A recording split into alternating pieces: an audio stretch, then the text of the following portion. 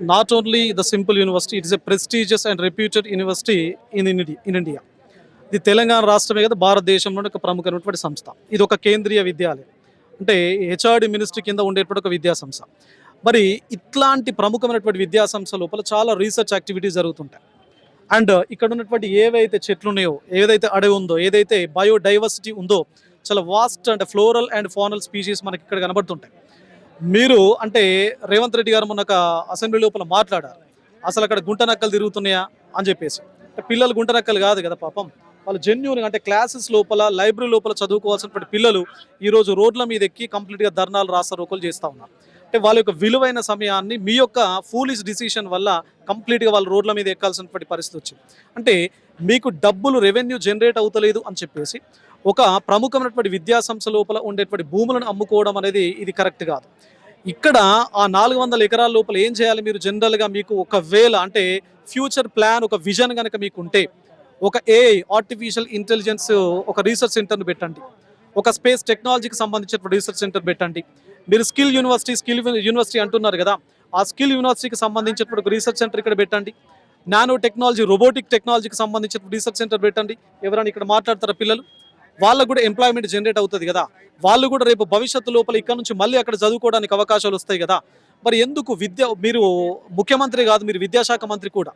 మరి విద్యాశాఖ పైన మీరు మొన్న అసెంబ్లీ లోపల చాలా పెద్ద పెద్ద ప్రసంగాలు చేశారు కదా, ఏమని ఈ భారతదేశం యొక్క ఉజ్వలమైనటువంటి భవిష్యత్తు తరగతి గది లోపల రూపుదిద్దుకుంటుంది అని చెప్పేసి. మరి యూనివర్సిటీ అనేది ఒక పెద్ద తరగతి గది, కొన్ని వేల మందిని ప్రతి సంవత్సరం ప్రపంచం లోపల చాలా రెప్యూటెడ్ ఎడ్యుకేషనల్ ఇన్స్టిట్యూషన్స్ లోపల, రీసెర్చ్ సెంటర్స్ లోపల, పబ్లిక్ ఫండెడ్ ఇన్స్టిట్యూషన్స్ లోపల ఈ యూనివర్సిటీ విద్యార్థులే అక్కడ పనిచేస్తూ ఉంటాం. మరి అంత పెద్ద యూనివర్సిటీ, అంత పెద్ద తరగతి గది ఇది. మరి ఈ తరగతి గదిని ఏ విధంగా కాపాడుకోవాలో మీకు తెలియదా? మీకు తెలియదు అనడానికి మీరు బడ్జెట్ కూడా మొన్న ప్రవేశపెట్టారు కదా, విద్యా వ్యవస్థ పట్ల మీ యొక్క దృక్పథం ఏ విధంగా ఉంటుందో ఆ బడ్జెట్ చూస్తే తెలుస్తుంది మీకు. 7.57% బడ్జెట్ అలొకేషన్ మీరు మేనిఫెస్టోలో పెట్టారు కదా, 15% బడ్జెట్ అలొకేషన్ ఎడ్యుకేషన్ సెక్టర్ అని చెప్పేసి. కేవలం 7.57% పెట్టి మరి ఆ పెట్టడమే కాదు ఇక్కడ ఉన్నటువంటి 400 ఎకరాల భూమిని ఒకవేళ నిజంగానే మీకు విద్య పట్ల అలాంటి పాజిటివ్ వైబ్ కనుక ఉంటే, పాజిటివ్ దృక్పథం కనుక ఉంటే, ఒకవేళ రీసెర్చ్ని ఇక్కడ ప్రమోట్ చేయండి, స్కిల్ డెవలప్మెంట్ ప్రమోట్ చేయండి. ఆ విధంగా ప్రమోట్ కనుక చేస్తే ఇక్కడ ఉన్నటువంటి ఏ విద్యార్థి కూడా మీ యొక్క డిసిషన్ను వాళ్ళు వ్యతిరేకించారు. అయితే ఇక్కడ ఏది జరిగినా కూడా ఆయన వివాదంగా ఏం పని చేసినప్పుడు వివాదమే అవుతుంది. అని భూములు అమ్ముకోవడం, ఇక్కడ చాలా వన్యప్రాణులు కూడా ఉంటున్నాయి. ఇప్పుడు అవి ఏంటి అనేది దానికి మళ్ళీ పరిస్థితి ఏంటంటే చూస్తున్నారు కదా, ఈరోజు నెమళ్ళు రోడ్లు ఎక్కుతున్నాయి. అక్కడ రోడ్లు గచ్చిబౌలు రోడ్లు ఎక్కుతున్నాయి నెమళ్ళు, అంటే కార్ల కింద వెహికల్స్ కిందకు వస్తున్నాయి నెమళ్ళు. అంటే ఎంత దారుణం అండి. స్వేచ్ఛగా వాటి యొక్క ఆవాసాల లోపల, స్వేచ్ఛాపూరిత వాతావరణం లోపల బ్రతకాల్సినటువంటి వన్యప్రాణులు ఈరోజు రోడ్లు ఎక్కేటువంటి పరిస్థితి వస్తూ ఉన్నది. దీనికి కారణం ఎవరండి దీనికి కారణం? ఇక్కడ ఫ్లోరా, ఫానా, చాలా ఎండేంజర్డ్ స్పీషీస్ కూడా ఇక్కడ ఉన్నాయి. మీరు ఏ డిపార్ట్మెంట్కి వెళ్ళినా కూడా క్యాలెండర్స్, యూనివర్సిటీ క్యాలెండర్స్ ఉన్నాయి. ఆ క్యాలెండర్ లోపల ఇక్కడ చదువుకున్నటువంటి విద్యార్థులే అక్కడ ఉన్నటువంటి యానిమల్స్ను, ప్లాంట్స్ను ఫోటోలు తీసి ఆ క్యాలెండర్ లోపల ప్రింట్ చేసినటువంటి నేపథ్యం మనం చూస్తూ ఉంటాం. మొన్న అసెంబ్లీ లోపల అసలు ఇక్కడ ప్లాంట్స్ లేవు, ఇక్కడ యానిమల్స్ లేవు అని చెప్పేసి మీరు అన్నారు కదా. అక్కడ యూనివర్సిటీ లోపల మీరు క్యాలెండర్ చూడండి, ఒక క్యాలెండర్ చూస్తే మీకు అర్థమవుతూ ఉంటుంది.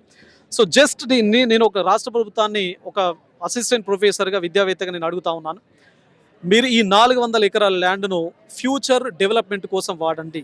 డెవలప్మెంట్ అంటే రియల్ ఎస్టేట్ కట్టడం, పెద్ద పెద్ద అపార్ట్మెంట్స్ కట్టడం కాదు. డెవలప్మెంట్ అంటే రీసెర్చ్ను డెవలప్ చేయండి, స్కిల్స్ను డెవలప్ చేయండి, ఎంప్లాయ్మెంట్ను డెవలప్ చేయండి. ఎడ్యుకేషన్కి ఒక ఫ్యూచర్ హోప్గా మీ ప్రభుత్వం ఉన్నది అని చెప్పేసి ప్రజలకు చెప్పేటువంటి ప్రయత్నం చేయండి.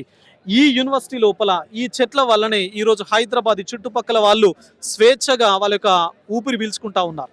కాలుష్యం కూడా ఎక్కువ ఉంటుంది, అయిపోతుంది కదా చెట్లన్నీ నరికేసి చేస్తే. ఎస్, ఇప్పుడు ఒక 4 రోజుల క్రితం ఉన్నటువంటి AQI ఎయిర్ క్వాలిటీ ఇండెక్స్ మీరు చూస్తే 60 నుంచి 70, 50, 60, 70 ఉన్నది. ఈరోజు ఎయిర్ క్వాలిటీ ఇండెక్స్ మీకు 110, 120 ఉన్నది. అంటే చెట్లని మీరు ఎప్పుడైతే నరకడం, డిఫారెస్టేషన్ ఎప్పుడైతే మీరు స్టార్ట్ చేశారో, ఎప్పుడైతే బుల్డోజర్స్ లోపలికి ఎంటర్ కావడం జరిగిందో, వాస్తవానికి ఎయిర్ క్వాలిటీ ఇండెక్స్ విపరీతంగా పెరిగిపోతుంది. అంటే కాలుష్య ఆనవాళ్ళు పెరిగిపోతా ఉన్నాయి. ఇలా చేస్తున్నారంటారు.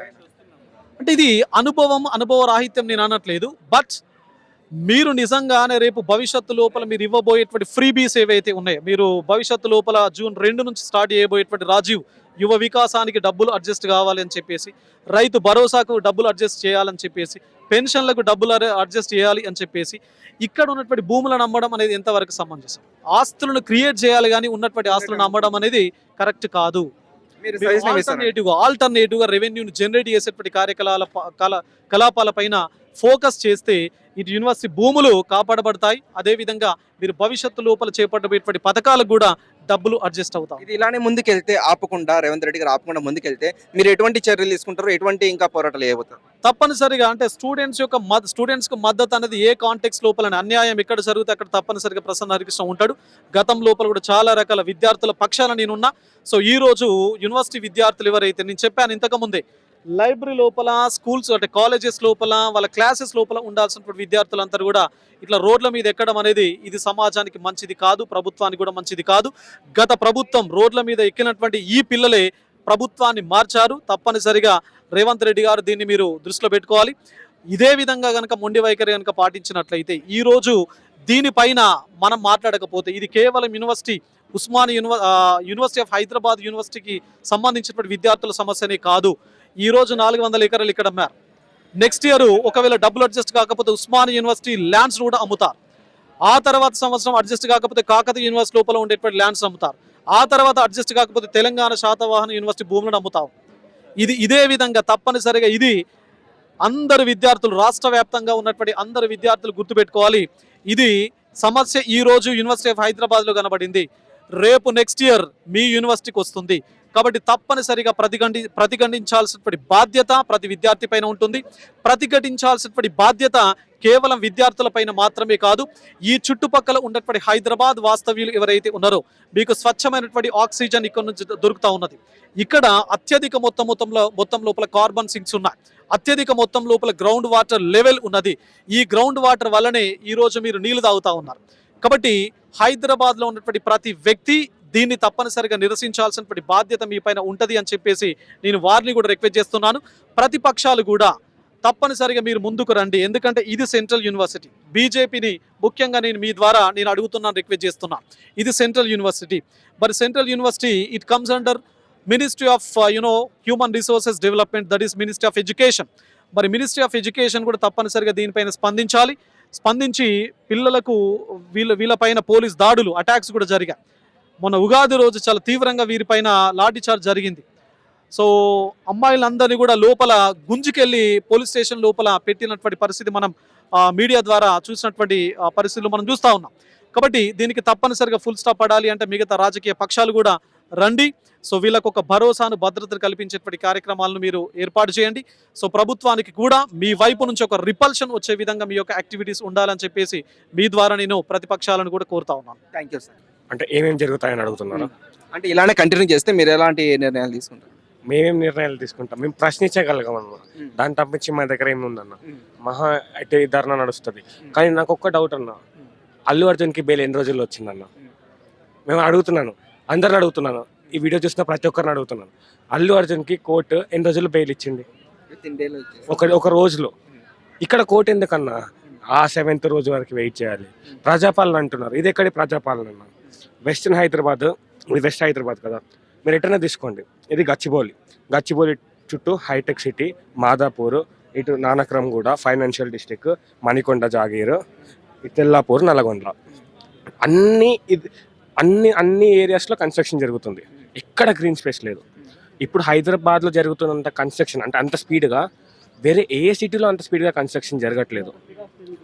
అంత స్పీడ్గా కన్స్ట్రక్షన్ జరుగుతున్నప్పుడు ఇంత జంగల్ని ఎలా తీసేస్తారు? ఇప్పుడు మీరు ఒక లాస్ట్ 2-3 yearsలోనే చూసుకోండి, హైదరాబాద్ అనేది 10th ప్లేస్లో ఉండేది పొల్యూషన్ వైజ్గా చూసుకుంటే, ఇప్పుడు 4th ప్లేస్లో ఉంది. ఢిల్లీలో ఎన్నో మంచి యూనివర్సిటీస్ ఉన్నాయి, జేఎన్యూ కానీ డియూ కానీ. అక్కడి నుంచి చాలామంది మాస్టర్స్ చేసి అక్కడ వింటర్ అప్పుడు ఆ పొల్యూషన్ని తట్టుకోలేక, నేను కూడా వెళ్ళాను మొన్న వింటర్లోనే వెళ్ళాను. అక్కడ ఒక రోజు మొత్తం అలా బయటకు తిరిగి వచ్చి సాయంత్రం వైట్ సింక్లో పోయి స్నీజ్ చేసినాం అనుకోండి, సింక్ మొత్తం బ్లాక్ అయిపోతుంది, అంత పొల్యూషన్. సేమ్ అదే ఇక్కడ అవుతుంది అన్న. ఈరోజే తీసుకోండి, మీరే ఎయిర్ క్వాలిటీ ఇండెక్స్ చూడండి. లాస్ట్ 2-3 రోజుల ఎయిర్ క్వాలిటీ ఇండెక్స్ మీరే చూడండి, అందరూ చూడండి, తగ్గలేదా? ఈరోజు గచ్చిబౌలి మెయిన్ రోడ్ పైన నెమలీలు, ఎక్కడి నుంచి వచ్చినాయి నెమలీలు? స్పాటెడ్ డియర్ ఏ స్టేట్ యానిమల్? తెలంగాణది కాదా? నెమలి మన నేషనల్ యానిమల్ కాదా? ఏదన్నా సివిల్ సొసైటీ, ఏదన్నా హైకోర్టు. అంటే చాలా మంది సీఎంలు మారిపోయారు. ఎవరు కూడా ఇలాంటి అమ్మడాలు, భూములు అమ్మడాలు, కూల్చడాలు ఇవన్నీ రేవంత్ రెడ్డి వచ్చిన తర్వాతే జరుగుతున్నాయి అన్నమాట. ఆయన ఎందుకని ఇలాంటి చేస్తున్నాడు? తను ఇచ్చిన హామీలన్నా, పైసలు లేవు తన దగ్గర, తనకు పైసలు కావాలి. సిటీ సెంటర్లో బాగా వచ్చినాడు, ఫుట్బాల్ ఆడడానికి వచ్చినాడు మా క్యాంపస్కి, తెలుసా మీకు అది? వచ్చాడు, చూసినాడు, బాగుంది సిటీ సెంటర్లో 400 ఎకరాలు ఉన్నాయి, పైసలు కావాలి, అమ్మేస్తున్నాడు. ఇప్పుడైతే ఇది అమ్మేసి కడతారు, నెక్స్ట్ ఇయర్ అలా ఎలా చేస్తారు? అని అదే ప్రాబ్లం అన్న. ఇప్పుడు యూనివర్సిటీ అనేది ఎందుకు కట్టినారు? అమ్ముకోవడానికి ఐటీ కంపెనీలకి కాదు కదా, ఎడ్యుకేషన్ కోసం కదా. ఎడ్యుకేషన్ ఒకటే క్వశ్చన్ అన్న, హార్వర్డ్ యూనివర్సిటీ, పెద్ద పెద్ద యూనివర్సిటీ అన్నీ తీసుకోండి, అక్కడ కూడా 40% ల్యాండే యూస్ చేస్తారన్న. 8,000 ఎకరాలు ఉంది, 8 ఎకరాలు సగం కూడా యూస్ చేయరు. అవన్నీ కొలంబియా యూనివర్సిటీ ఉంది, అది కూడా అంతే. ఇక్కడ కూడా యూస్ చేయట్లేదు అన్న, ఫ్యూచర్లో యూస్ చేస్తారు. అంతేగాని మీరు యూజ్ చేయట్లేదు కదా అని తీసుకోవడం ఏంటన్న? ఈ కాంటెక్స్ట్ అర్థం చేసుకోవాలన్న. ఫస్ట్ మీరు అసలు యూనివర్సిటీ ఎప్పుడు వచ్చింది, ఎందుకు వచ్చింది? యూనివర్సిటీది ఫస్ట్ తెలంగాణ మూమెంట్ అప్పుడు వచ్చింది 1968లో, అంటే అప్పుడు స్టార్ట్ అయింది. 1974లో అలా ఫామ్ అయిపోయింది 6 పాయింట్ ఫార్ములా వల్ల.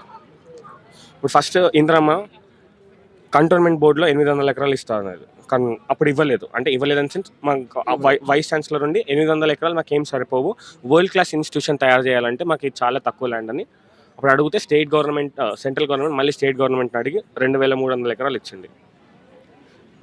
ఆ కాలంలో పట్టాలు ఇయ్యలేదు. ఇంద్రమ్మ మాట అప్పుడు అందరు నమ్మినారు, మాట మీద ఇచ్చారు, మాట మీద ఇచ్చారు. ఈరోజు ఎన్ని ఎకరాలు ఉన్నాయన్న? అందరికీ ఇస్తున్నాం, పబ్లిక్ యూస్కి ఇస్తున్నాం కాదని. 400 ఎకరాలు, ఈ 400 ఇప్పుడు ఇందాక స్టూడెంట్స్ నేను లీడర్ చెప్పినట్టు కేసీఆర్ గవర్నమెంట్ ఉన్నప్పుడు 14,000 ఎకరాలు ఇక్కడ హైదరాబాద్కి సౌత్లో తీసుకున్నారు. దాని చుట్టూ ఇప్పుడు రేవంత్ రెడ్డి ఇంకో 30,000 ఎకరాలు తీసుకుంటా అంటున్నాడు. దాన్ని ఫార్మా సిటీ అని వాళ్ళు అన్నారు, వీళ్ళు ఫ్యూచర్ సిటీ అంటున్నారు. ఫ్యూచర్ సిటీ అంటే ఏంటి? డెవలప్మెంటే కదా. అదేదో డెవలప్మెంట్ అక్కడ చేసుకోవచ్చు కదా, ఇక్కడనే ఇన్ని చెట్లు నరికేసి ఇక్కడ ఎందుకు? ప్రాబ్లం ఏంటంటే అక్కడ కూడా చెట్లు నరుకుతారు, కానీ ఇక్కడ ప్రాబ్లం కన్స్ట్రక్షన్ కూడా జరుగుతుంది. ఆల్రెడీ చాలా పొల్యూటెడ్గా ఉన్న ఈ ఆల్రెడీ వెస్టర్న్ హైదరాబాద్ జనరల్గా పొల్యూటెడ్ సిటీగా మారుతుంది. మీరు దీన్ని ఇంకా మోస్ట్ పొల్యూటెడ్ సిటీగా చేస్తున్నారు, అది నేను చెప్తుంది. కానీ ఇలానే రేవంత్ రెడ్డి ఆయన ఒక నిర్ణయం తీసుకుంటే అది చేసేంత వరకు వదిలిపెట్టాడు. సో ఇప్పుడు ఇక్కడ కూల్ చేసి కట్టడాలు, ఇక్కడ నరికేసి కట్టడాలు చేస్తే ఎలాంటి ఎఫెక్ట్ పడతాను? ఎఫెక్ట్ అన్న చూడండి అన్న, నేను పొద్దున మీరు పెద్దగా చాలా స్టేట్లో కూడా చాలా వైరల్ అయిన వీడియో, నెమలీలు పక్షులు ఏడ్చడం. ఎర్లీ మార్నింగ్ ఆ జేసీబీలు మొన్న రాత్రి నుంచి మధ్యాహ్నం నుంచి తవ్వుతున్నాయి కాబట్టి నిన్న పొద్దున్న చూస్తే అన్ని పక్షులు, నెమలీలు అన్నీ ఏడుస్తూ ఉన్నాయి. నేను సాయంత్రం వచ్చేసి ఒక జింక చనిపోయిందని ఏదో వార్త, నేను మా హాస్టల్ దగ్గరికి జింకలు వచ్చినాయి, బయట జింకలు వచ్చినాయి. ఒక జింక ఎక్కడికి పోవాలో తెలియక అటు ఇటు తిరుగుతున్నది. వాళ్ళ ఇల్లు కదన్న, ఈ ఫారెస్టే వాళ్ళ ఇల్లు. జింకలే లేవన్న రేవంత్ రెడ్డి క్యాంపస్కి వచ్చి కొంచెం ఫుట్బాల్ ఆడడం ఒకటి కాకుండా కొంచెం అటు పోయి చూస్తుంటే జింకలను చూసేవాడు. జింకలు ఉన్నాయి, పక్షులు చనిపోతున్నాయి. ఇప్పుడు చాలా ఏమంటారు, చాలా ఎగ్జాటిక్ స్పీషీస్ చెట్లు ఉన్నాయన్న, బయట ఎక్కడ లేని చెట్లన్నీ కొన్ని ఇక్కడ ఉన్నాయి. అవి కూడా అసలు మీ కోర్టులు 7th ఎన్వైరన్మెంటల్ ఇంపాక్ట్ అసెస్మెంట్ ఇవ్వాల్సిందే.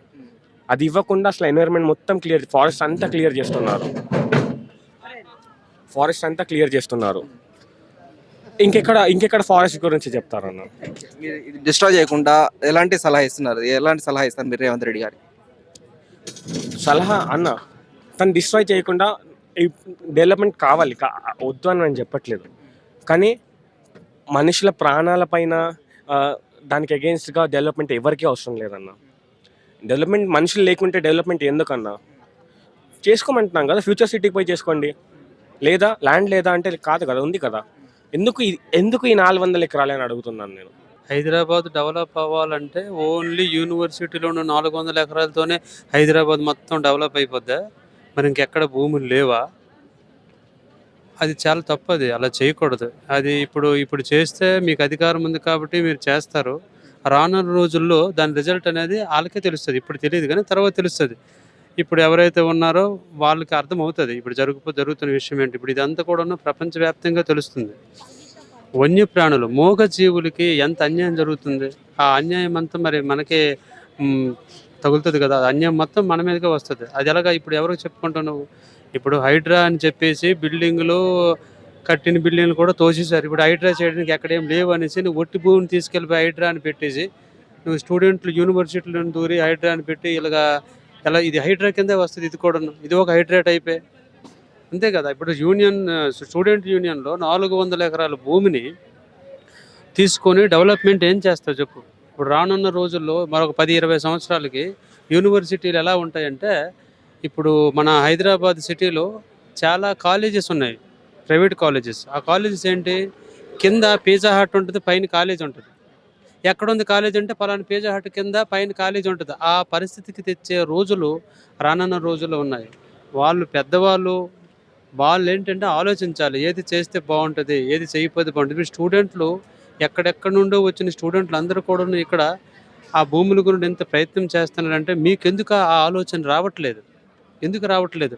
సమాజాన్ని ఉద్ధరించాలంటే యూనివర్సిటీలు అంట భూములు ఎక్కడైతే ఉన్నాయో ఆ భూములని మేము ప్రైవేట్ సంస్థలకు ఇచ్చేసి బిల్డింగ్లు కట్టి మేము ఉపాధులు కల్పిస్తాము. అది చాలా తప్పది, అది కరెక్ట్ కాదు. ఇది అమ్ముకోవడానికి ఇంకోటి ఏమంటున్నారంటే ఈ భూములు అమ్మడం కూడా ఆయన ఇచ్చిన హామీలు తీర్చడానికి ఈ భూములు అమ్ముతున్నారని అంటున్నారు. ఇచ్చిన హామీలు తీర్చడానికి భూములు అమ్మాలనుకుంటే అది తప్పు కదా. ఇచ్చిన హామీలు తీర్చాలంటే ఏదో వేరే మార్గం ఎదుర్కోవాలి. కానీ యూనివర్సిటీలు అంటే యూనివర్సిటీలు 100 ఎకరాలు 200 400 ఎకరాలు ఎప్పుడెప్పుడు 20 సంవత్సరాల క్రితం జరిగింది అది. దాని గురించి నేను మాట్లాడాను, నాకు అంత అయిపోయింది. ఇక అది మా గవర్నమెంట్ భూమిని మొత్తమే గవర్నమెంట్, ప్రజలే గవర్నమెంట్. నువ్వు ప్రజల దగ్గరికి వచ్చి ఇచ్చింది మళ్ళీ తీసుకోవడం ఏంటది? అది ఎంతవరకు కరెక్ట్? అది ఇందిరాగాంధీ టైంలోన 2400 2300 ఎకరాల భూమి ఇచ్చిన తర్వాత మళ్ళీ దాన్ని మేము కోర్టులో మాట్లాడేసాము, అక్కడ మాట్లాడాం, ఇక్కడ మాట్లాడాం. అది ఎప్పుడో అయిపోయింది, క్లియర్ అయిపోయింది. మాకు ఇది కావాలి, మేము తీసుకెళ్ళిపోతాము, ఏదో ప్రైవేట్ ఇండస్ట్రీకి ఇచ్చేసి అక్కడ డెవలప్మెంట్ చేస్తామంటే అది మంచిది కాదు. ఫ్యూచర్ ఇప్పుడు ఇంతమంది స్టూడెంట్లు ఉన్నారు, వీళ్ళందరూ వీళ్ళు ఒక పిహెచ్డీలు కానీ పీజీలు కానీ చేస్తారు. మరి వాళ్ళకు కూడాను వాళ్ళ లైఫ్ సెటిల్ అయింది. పిల్లలు చాలా యూనివర్సిటీ అంతా ఒక 10 సంవత్సరాలు 5 సంవత్సరాలు కాదు కదా, 100 సంవత్సరాల తరబడి ఉంటుంది యూనివర్సిటీ. సో దానిని మనం రక్షించాలి తప్ప కానీ భక్షించకూడదు. ఇది ఒక భక్షణ, అది చాలా తప్పు. అది మన ఇక్కడున్న యూనివర్సిటీ పెద్దలైతేనే అందరూ కూడాను యూనివర్సిటీని కాపాడుకోవడానికి ఇంత పెద్ద ఎత్తున స్టూడెంట్ యూనియన్స్ కానీ మరి స్టాఫ్ యూనియన్ కానీ లేకపోతే మన యూనివర్సిటీలో ఉన్న స్టూడెంట్స్ అందరూ వర్కర్స్ అందరూ కూడా చాలా సఫర్ అవుతున్నారు. వర్కర్స్కి తెలుస్తుంది మన యూనివర్సిటీలో మనం బ్రతుకుతున్నాం, కనీసం మన యూనివర్సిటీ మనం సేవ్ చేసుకోవాలి, బయట వాళ్ళు ఎవరు రాకూడదని. మరి అలాంటప్పుడు ఎందుకు ఇంత అన్యాయం జరుగుతుంది? ఇదంతా కూడా ప్రపంచం మొత్తం తెలిస్తే కాంగ్రెస్ పార్టీకే అవమానం. ఇంతమంది సెలబ్రిటీలు కానీ నాయకులు కానీ చాలా మంది ఉన్నారు, దీనిపైన ఒక్కరు కూడా స్పందించడం లేదు. ఎందుకని సెలబ్రిటీలు ఎందుకు స్పందించరు? వాళ్ళు కూడా స్పందిస్తారు, ఎందుకు స్పందించరు? ఇక్కడికి వచ్చి స్పందించడం అనేది కాదు కానీ ఎవరికి తెలియదు. ఇప్పుడు చూడు, అల్లు అర్జున్ స్పందించాను అనుకో అలాంటి వాళ్ళు మాటకి, సో ఆయన తీసేసి ఏదో దాంట్లో ఇరికించేసి అలాగ పెట్టేసి చేశారు. అలాగ అది కాదు, వాళ్ళకి తెలియదా? ప్రతి ఒక్కరికి తెలుసు వన్యప్రాణులకి మేము అన్యాయం చేస్తాం, ఇది చాలా తప్పని ప్రతి ఒక్కరికి తెలుసు. అది ఎప్పుడు తెలుస్తుంది అంటే నీకు చెప్తున్నాను, ఈరోజు మళ్ళీ ఎలక్షన్స్ వస్తాయి కదా, ఎలక్షన్ అప్పుడు చూపిస్తారు ప్రజలు.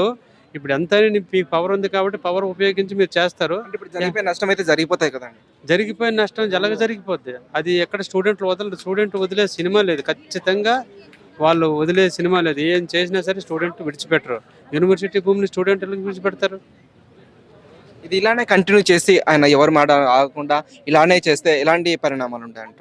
ఎలాంటి పరిణామాలు ఉంటాయంటే తీవ్రంగా ఉంటుంది. స్టూడెంట్లు అయితే మరి స్టూడెంట్ల సంగతి తెలిసిందే కదా. స్టూడెంట్ ఎప్పుడు కూడాను వాళ్ళు అనుకునేది సాధించినంత వరకు వాళ్ళు నిద్రపోరు, నిద్రాహారాలకు లోటెవరు. లాఠీ చార్జీలు కూడా చేసినా సరే వాళ్ళు భయపడరు. ఆల్రెడీ ఇద్దరిని అరెస్ట్ చేశారంటున్నారు. అవును, ఇద్దరిని అరెస్ట్ చేశారు కానీ అయినా సరే స్టూడెంట్లు చూడండి మరి ఎంతమంది ఉన్నారు, ఎవరు వదలరు. ఖచ్చితంగా కావాల్సిన దానికి వాళ్ళు రీచ్ అవుతారు. కాంగ్రెస్ పాలన ఏర్పాటైన తర్వాత ఈ ముఖ్యమంత్రి గారు చేసే పనులు మొత్తము ప్రజలకి వ్యతిరేకంగానే ఉన్నాయి. ప్రజాపాలన కాదు ఇది పూర్తిగా రాక్షసుని పాలన ఉన్నట్టుంది. మనం వీళ్ళు సరే ఒకవేళ ఇది ప్రభుత్వ భూమి అనుకుందాం, 430 ఎకరాలు యూనివర్సిటీ కాదు, ప్రభుత్వ భూమి అనుకున్నా వీళ్ళని ఇంత కిరాతకంగా కొట్టడము, అరెస్టు చేయడము, గుంజుకోపోవడము విద్యార్థులని చూస్తుంటే మనము మొత్తం అబద్ధాలే. ముఖ్యమంత్రివి మొత్తం అబద్ధాలే ఉన్నాయి. దీంట్లో జీవరాశులు లేవని చెప్పేసి అంటున్నాడు. ఇప్పుడు దున్నలు నెమళ్ళు ఉన్నాయి, నిన్న జింక కూడా చనిపోయింది. ఇప్పుడు జంతువుని అంటే ఈ జింకను కానీ నెమలి కానీ ఏ జీవరాశిని చంపినా కానీ 2 నెలలు 2 ఏళ్ళు 3 ఏళ్ళు జైలు శిక్ష ఉంది. ఇప్పుడు వీళ్ళందరికీ శిక్ష పడాలి కదా, అదే కదా. పడాలి. ఇంకొకటి ఏంటంటే ఈ ముఖ్యమంత్రి ఏదైనా కానీ ఇప్పుడు హైడ్రా తెచ్చిండు, మూసి తెచ్చిండు, ఇవన్నీ ఏంటంటే అతను సంపాదించుకోనికనే ఉన్నట్టుంది తప్ప ప్రజల కోసం ఏం మేలు. భూమిలో అమ్ముకొని అప్పు చేసి ప్రభుత్వాన్ని నడుపుతారా అని ఎవరన్నా? ప్రభుత్వము ఏదొచ్చినా సంపద సృష్టించాలి. ప్రతిసారి ఏమంటుండ్రు, పాత ముఖ్యమంత్రి చేయలేదా, కేసీఆర్ చేయలేడా, కేసీఆర్ 4 లక్షల కోట్ల అప్పు చేసిండు, 5 లక్షల కోట్ల అప్పు చేసిండు, ఇంత భూమి కబ్జా అయిందని చెప్తున్నారు తప్ప ఆ భూమి తీసుకుంటలేరు. ఇప్పుడు ఆ భూమి తీసుకుంటే ఈ భూమి అమ్మే అవసరం ఏముంది?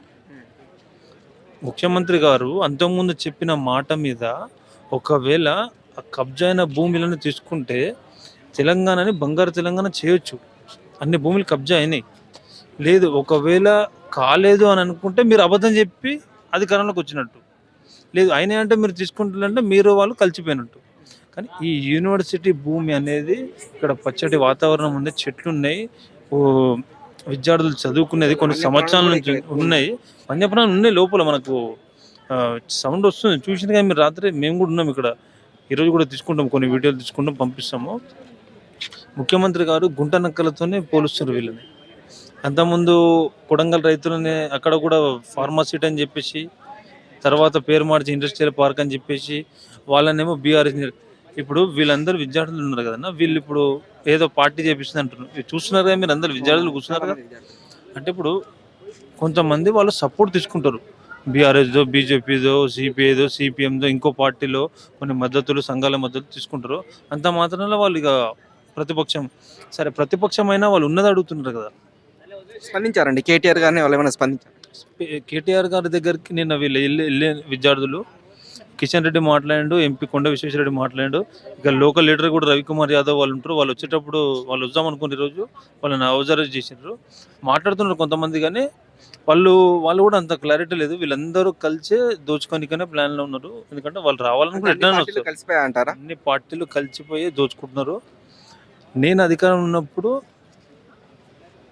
నువ్వు రాకు, నువ్వు అధికారం ఉన్నప్పుడు నేను రాను, నువ్వు చూడండి వడ్లేదు రాబాయ్, నువ్వు చేసేదాన్ని గుట్టిగానే మేము పైన మాట్లాడతాము, సపోర్ట్ ఇచ్చినట్టు. ఎందుకంటే మా దగ్గరికి వస్తారు కదా వాళ్ళు అనే ప్లాన్లో నడుస్తున్నట్టు ఉందన్న. ఎందుకంటే మనకి ఇప్పుడు చూస్తున్న వాతావరణం అర్థమైపోతుంది.